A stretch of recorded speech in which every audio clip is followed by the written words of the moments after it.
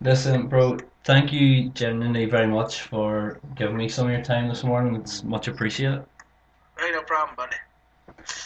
Now obviously, just for before we work our way backwards almost into your career so far, obviously having now left WWE, what and having been under CJ Parker, what are you now going under? Is it CJP we're now calling you? I see that's for Combat Zone you're going, is that? Yep, I'm gonna go with CJP for a while. For a while, anyways. It seems like a good transition, from CJ Parker. It's different, but it's similar. So if people know me by CJ, they'll still be able to they'll still be able to call me CJ. Yeah.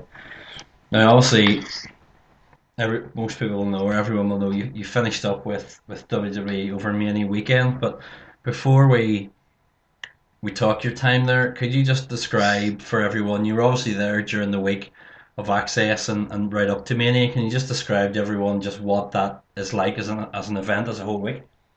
Wow. Oh, WrestleMania. So I did New Orleans the year before, and then I did the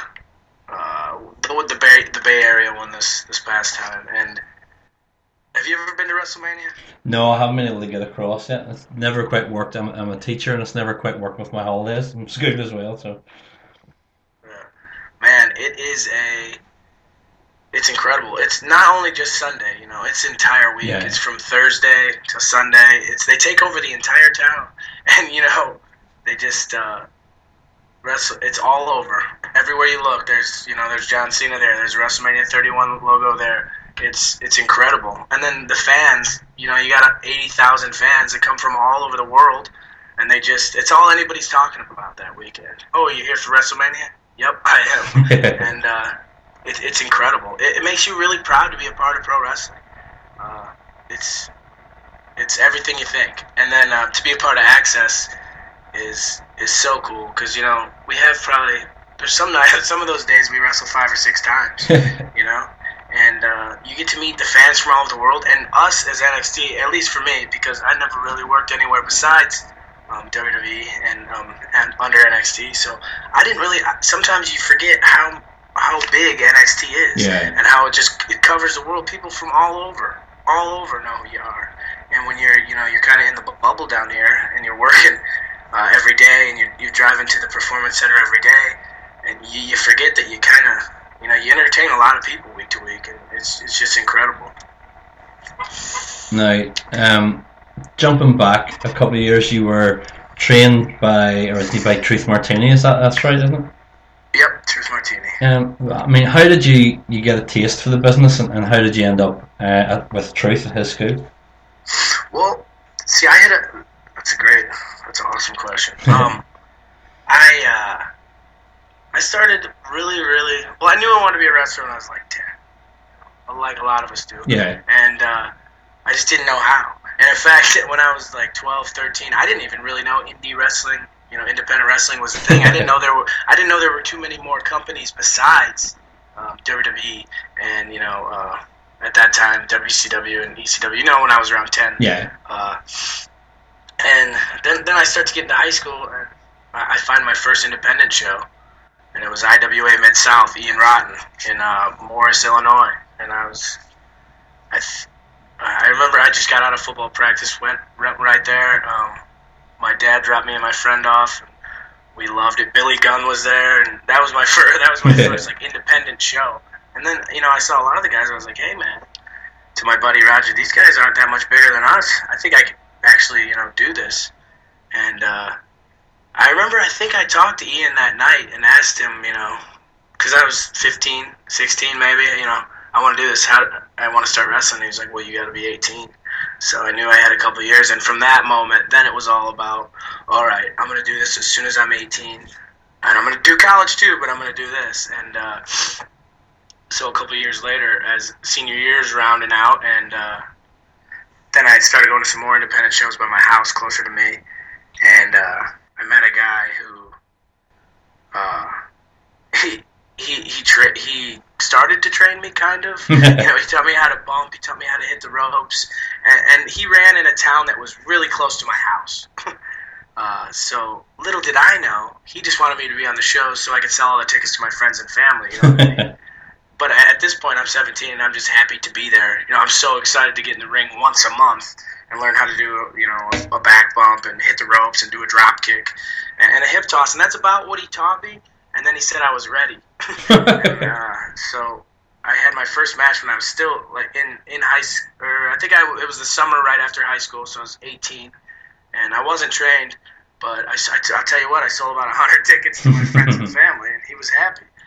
And so I did a couple shows there, and then the last one I did there, it was like a main event tag match. It was like 20 minutes, you know, and I don't know any of these words that are being thrown out, so I'm trying to memorize the match move for move for move, and you know, that's not how I do it now, obviously, and I didn't understand the ebbs and flows of wrestling match or the structure or the vocabulary terms that are used. So I'm nervous as hell going in, and you know, I forgot a lot.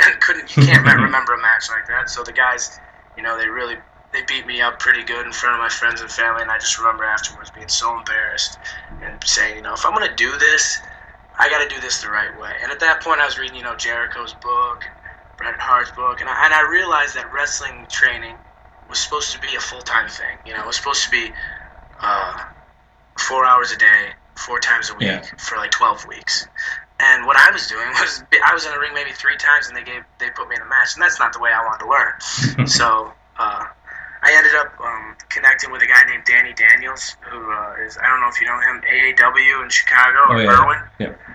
Really good guy, great dude. He then took me, started training me, and I was training more. I was training like once a week, but it still wasn't happening fast enough to me. For me, I wanted to move away and you know, really do it. And then Truth Martini was working for Danny Daniels at AAW at the time. So I eventually just talked to him, and I talked to Danny too, and I said, hey, I'm going to move to Detroit, and I'm going to do this the right way. And that's when I was about 18. I think I was about 19 then, and I moved to Detroit, and you know, and I did it the right way. I mean, sorry, man, that was a really long answer, but I've had my coffee, so I had to get some long ones. You said about thinking that you had the same size as some of the guys, and you thought that you could do it, and you definitely have the quote unquote the look that WWE would go for. Were you surprised that they came calling for you like when you're only a couple of years into your career? Well, yeah, actually. Well, I don't know, because I understand how they do things now. You know, they hire based on like giving people opportunities, and they hire based on potential. And I think I did and still do, but I think I had a lot of potential when I was, you know, 21 or 20. Well, I signed when I was 21. Yeah. But you know, I ended up meeting. I don't know how it happened, but I was doing like TV shots for him when I was just started, like 19 or 20, and you know, I would go there to the Allstate in Chicago, and I would just handle myself like a good young kid, you know, who was happy to be there. I wouldn't, you know, what I'm trying to get at is they would always call me because they knew that I wouldn't, you know, be a fanboy. You know, I wasn't a headache. I was easy. Tell me when to be there, I'll be there, and I'm you know, I'll eat a lot of catering, but you know, it'll be good. So I had a good relationship with them from the moment I started, and I think I had a match with Kevin Thorne once before the doors opened, and they would always just bring me in the ring, and I could just tell that you know, maybe down the line in a couple of years I might be able to get here. And then eventually there was a tryout that before that I ended up going to Minnesota, right? And I'm starting to get out there a little more, like on the indies. Yeah. And I wrestle a guy, you know, I wrestle Lenny Lane, former WCW Cruiserweight champion. Yeah. Put him over a little here for you. And you know, I was just wrestling him. We were having like 20, 25-minute matches, and he was like, "Wow, this kid's good." So he called Norman Smiley, his buddy, who was working for FCW, and now still works for NXT.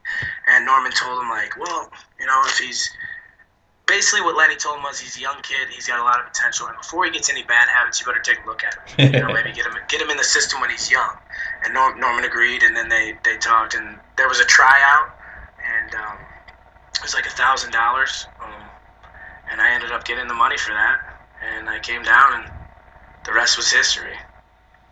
I mean, you talk about obviously going to FCW as it was originally before the whole setup was changed to NXT. Yeah. For you, I mean, apart from the obvious of the facilities, what were the big differences between the two setups? Whew, man, yeah, that's the one cool thing about my time there is I saw it all change. Yeah, When I got there, it was great though. When I got there too, I don't want to take anything away from it. When I started, it was just different. There was 3 rings in a small warehouse in Tampa, and the roster was a little smaller. I'd say maybe 40 more yeah, so, or instead of like 60. And the coaching staff was smaller. It was just everything was just a little smaller, and we were kind of on an island then. No, people didn't really know about us at all. People didn't know. I mean, you had Seth Rollins down there and Dean Ambrose, and they were doing things that people weren't seeing. You know what I mean? That yeah. much. Well, I mean, I think our TV show was on like Bright House Sportsnet or something in the middle of the night after the Bass Pro Fishing Show and girls softball. I don't know, but so it was just different. It was just so much smaller and so much. I felt like we were kind of in the dark then, and then now, of course, everyone sees everything because NXT is huge, but it was good though still. And I think, and I'm a firm believer in, and I'm not taking anything away from the PC. I think it's the coolest thing ever. But that doesn't. I don't think that makes people great. I think you have to have it in you. And if you do, I think you can learn wrestling in the backyard. You know. And if you're gonna be great, you're gonna be great. And if you're gonna pick it up and you're gonna learn, you're gonna learn. And if you're not, you're not. And it doesn't matter if it's a $10 million beautiful performance center, which is nice and I love, or it doesn't matter if it's a warehouse in Tampa on Southdale Mabry. You're gonna get in. You're gonna get out of it what you put into it, and it's more about what you have inside of you from the beginning, I think, than what comes with you along the way. What you learn along the way. Yeah. Now you'd been there for a while, and then obviously you had quite the bad injury a couple of years ago. What happened to you, and what led up to that? Oh, what was that? Sorry, So I was just saying about when you'd been there for a couple of years. You had, or after a year or so, you had your injury that's kept you out a few months. Oh yeah. What caused that, or what had happened? Well, all that was I just broke a small bone in my wrist, but it turns out the bone that I broke is like the worst bone you can break in your arm because it gets so little blood flow. Yeah, So the healing process, it can take a long time. And Drew McIntyre had the same thing. He broke the same bone, but he kept working on his. And I think his might still give him a little trouble. It's just a little pesky wrist bone called the scaphoid. It's yeah, about the size of a cashew. You wouldn't think it would be a headache, but man, if you break it, you just. I think I was in a cast for 5 months, and I had to plug into a bone stimulator at night, which would shoot like ultrasound waves. I don't really know. yeah. And to stimulate the growth. Luckily, the bone stayed alive and it was able to heal. But it took about 5-6 months, and that was just like a flapjack gone wrong, in practice. It was kind of like I was kind of not into it, kind of cold, kind of I don't know really, but Yeah. hey, can you take a flapjack? Sure, what the hell? And then flapjack, uh, that's like a 10 foot, 8-10 foot drop, depending Yeah. on how big the guy is or how hard he pushes you. And I just landed a little funky and just snapped it. No big deal. I mean, obviously, then when you come back, there was a transformation in inverted commas to the sort of hippie almost character that you were known for in the last year or two. Where did the inspiration for that come from, or how did that come around? Well, so I really wanted to get started Yeah, on NXT. I wanted to start working and being a guy on there, and I knew that I had like the in the ring part down, and they were at that time they were really big on characters. yeah, That's what they were preaching. They want characters. We want characters. We have characters. Since that, it's changed, but at that time it was we want characters. We want characters. So that's where Tyler Breeze comes from. yeah, Sylvester, all these now these he's still doing it, but like Tom LaRue or Sylvester LaFour, all these like over the top, very character based people. And so I wanted to change my look when I got hurt. I knew I wanted to come back and just look a little different, and I always wanted to have dreads because I always thought dreads were cool. And so I asked them about dreads, and they said yes. And then from there, I think that then it's time to pick the music. And before I know it, I have like a Jimi Hendrix rip-off song, and I also always wanted to wear bright colors and stuff because I'm a big fan of Macho Man. So I love bright colors in wrestling. I love flamboyant and all that. Huge fan of that. So I think they saw the dreads. I think they saw the rainbow gear, and then I think when they chose the music, I think it just slowly is like, yeah, you're kind of like a hippie. Yeah. It's like, oh well, if it's gonna get me on there, okay, hell yeah, I am. You know what I mean? But I don't think it was ever It was never a conscious thing. Like I'm gonna be a hippie character. Yeah. It was like I'm gonna be myself. I'm gonna try to be myself, and then slowly, it gets branded, it gets twisted, it gets turned, and the next thing you know, you're dancing out on the Titantron.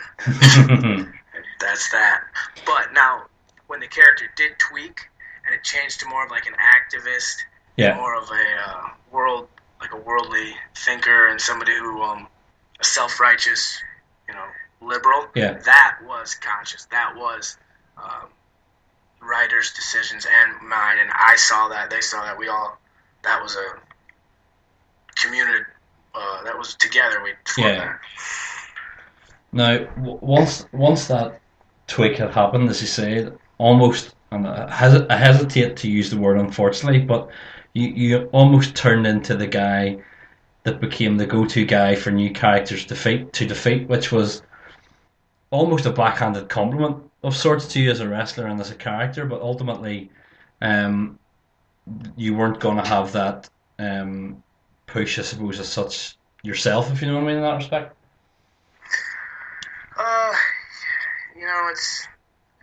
It's crazy because when you're a little kid, you just want to be good at wrestling. You want to be a good wrestler, And now fast forward, 15, 20 years, and you become what you want. You are a good wrestler, but that comes, it can be bittersweet, and you can be the guy that makes other people look good very easily, and it's kind of like a curse and a blessing all at the same time.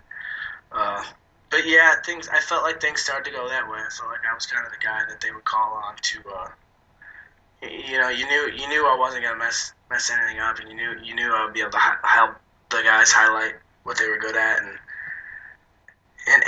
the other thing was though I had some time in me, so it was if you beat me, it was better than beating a guy that nobody had seen before, like just the rest of the there's a lot of people that work here that people don't even see on the TV show, which I'm sure you're aware of, and so you could throw them out there in trunks and boots and beat them, and throw them out in a dark entrance, but it really doesn't mean as much if the audience knows me, the audience hated me, so you put me out there and then you beat me, then they're kind of beating someone. At least in the beginning, that was the case. I felt like towards the end they weren't beating anybody, but in the beginning I felt it was okay, and I didn't care because I thought, I'm getting a reaction, a negative reaction, I'm getting heat, people hate me. This is good. All they have to do is heat me up, and things will change for me. But that didn't happen. I mean, you come across from talking to you, obviously, as someone who is tremendously passionate about the business and passionate about what they do, and constantly wants to keep improving and stepping on up. Was that part of what led to you to give your notice to them, that you just thought, you know what, I need to take another step to just develop myself? You hit it right on the head, man. That's 100%. And I want to make sure people know that I'm not negative at all. I'm not frustrated. I wasn't. I mean, maybe I was a little frustrated, but I wasn't negative. I have no ill will towards WWE. I love WWE, and I always will. But I felt as a performer, as a pro wrestler, and if I didn't pull myself away and go out and get more experiences and more exposure and more all those things, then I felt like I might have trapped myself in a hole of being the guy that comes out there and puts everybody over in 5 minutes. And then that's not why I got into pro wrestling. Yeah. And that's not why I wasn't a guy. I'm not a guy who was just happy to be there. I'm not a guy who's just like, oh, I'm an NXT superstar. Hell yeah, give me some free drinks at the bar. That's not me. I want to be on that team, but I want to be batting third, and I want to be hitting in RBIs. You know what I mean? Every night, I want to be a go-to guy that they can count on, that they know is awesome. I don't want to be a guy that comes out of the off the bench. I don't want to be a utility player. I don't want to, that I just wasn't. I see more. I think there's more in me than what I was doing, and I felt like the only way that I could really show them that is maybe leave for a while, and and get some experience and show them that I do have it. I do have star potential. So that was the choice. And it was a really tough choice, but I felt, I'm 25, and if I was going to do it, if I was going to get all the experiences that, Sami Zayn, Adrian Neville, Finn Balor, Hideo, all those guys, the top guys in NXT right now, who I look up to and I think are awesome and help me so much. If I was going to ever be like them, I need to have experiences that are similar to them. And I felt like I wasn't going to be able to get that or climb to that level inside NXT. I mean, obviously, it's been said that they are really happy with you and that the door's open to return. So, do you see yourself once you have some more of these experiences on the indie scene or around the world? Do you see yourself hopefully making a step back there? Well, I'm not even thinking about that right now. But the first thing I'm thinking about is, getting on a plane this weekend and going to get started, and hit the ground running. And I'm fully prepared. I was fully prepared to say, I know I might not come back. And I know that. I know that just because everything's cool and we're all friends here, it's still business. And maybe, in 4 or 5 years, maybe they don't want me to go back. Maybe I don't want to go back, But I would, like they say in wrestling, here comes the cliche, never say never. I wouldn't be surprised either way. But right now, I'm not even thinking about that. I just want to get out there and just start showing the world what I know I have inside me. And I can't wait to just start working all the good brothers all over the world. You know what I mean? Yeah. I mean, in one sort of last thing on NXT, there's been a lot said in recent months, and a lot of things have come back and forth in recent months about the training methods and trainers and so on in NXT, and some of the people down there. Now, leaving all that aside, who for you, both in the ring and behind the scenes, have been a great help to help you develop as a wrestler and a character and as a person? Man, that is such a when they say they got the best trainers around, they're not lying, man. Yeah. I mean, sometimes we would have like all talent meetings, right?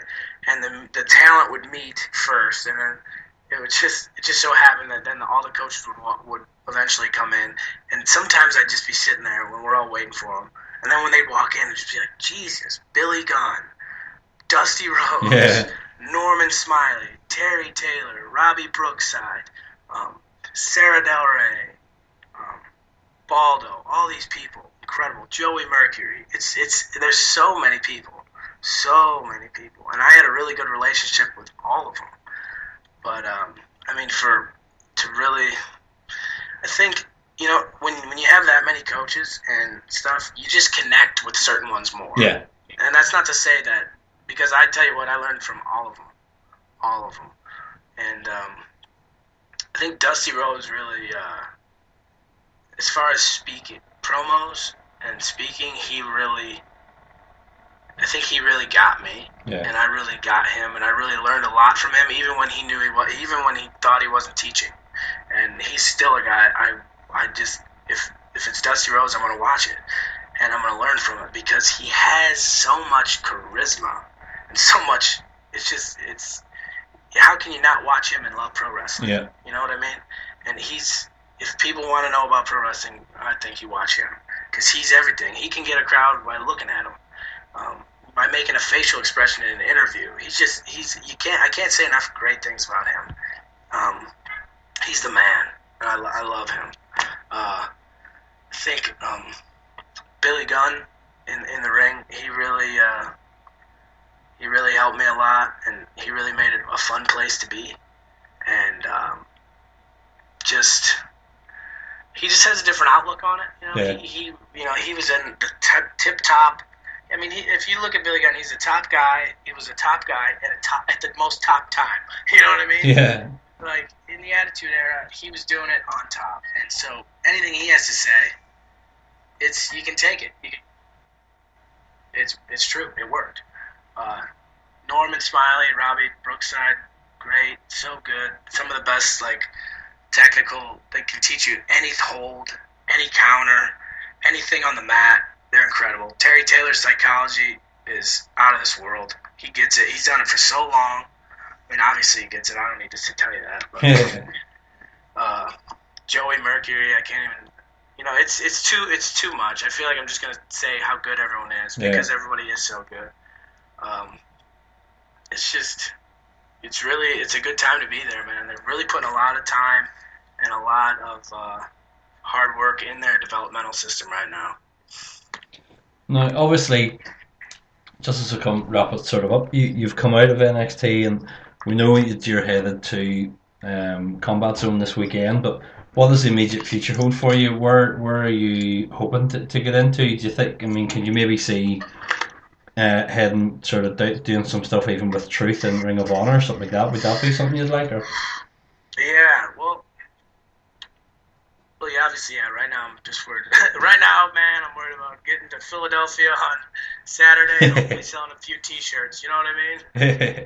No, but it's hard. I think anybody, there's Ring of Honor, there's TNA, there's New Japan, there's all these places, and when I can't say that I would love to work for it. I think I would love to work for any of them. You know what I mean? I just love wrestling. So if you have wrestling, I'll be there.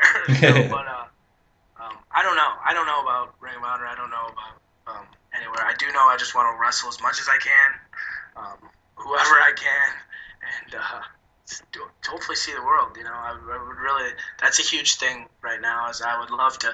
I've never been to Europe. I've never been to Japan. I've never been to Australia. I've never been to. I've never really been anywhere. Yeah. So that's the near future. Is just work as much as I can wherever I can. But I would, as far as Ring of Honor goes, that's something that I think is something I would love to do. Obviously, I think it's an incredible. I mean, their roster is incredible. Yeah. I've always been a huge fan of their product, and I just never have made my way there, or it just hasn't happened yet, and I don't know if it will. I'm open to the idea, of course. How can the fans keep up to date with what you're doing, both on Twitter and stuff like that? How can they keep in touch with you? I think Twitter's probably the best, and that's at WWE Moonchild right now. I don't know how to change it. I'm not very tech savvy, but I'll eventually change it. It's there under CJP, and I think I got my email there, and then I got my Pro Wrestling Tees link. That's probably the best. If you just want to see pictures of me, I'm on Instagram. I like to do Instagram. No, I'm just kidding. But that's CJP_MC. But yeah, I think Twitter's the best. I'm not really a Facebook guy. I don't know anything else. I mean, you had to teach me how to use Skype, I think, or somebody. And are we even Skyping? I don't even think I can even see it. No, it is, yeah. Because it's just a phone call, isn't it? Yeah. But Am I supposed to be able to see you? Well, no, you can do video or ordinary. It's just an ordinary call. Just I wasn't sure kind of whether you were PC no, I didn't or. do my makeup, so I'm glad. Do you have any closing words then for the fans who have not say made you who you are so far, but whether they love you or hate you, character wise, should I say?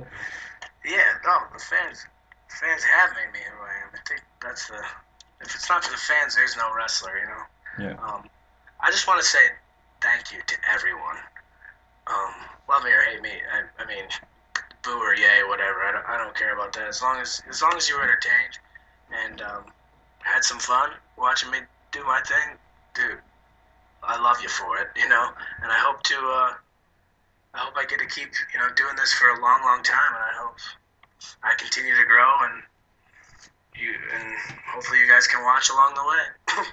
um, that was another thing. I was overwhelmed with how positive and nice and kind everyone was when I announced on Twitter that I was leaving WWE. I thought there'd be like, I didn't realize that I was just overwhelmed with so many people just saying thank you and Yeah. how they were entertained and how they'll miss me and they hope that I can continue and let me know where I'm gonna be and all these things. It's really the wrestling fans are some of the best people on the earth. They really make you feel good sometimes.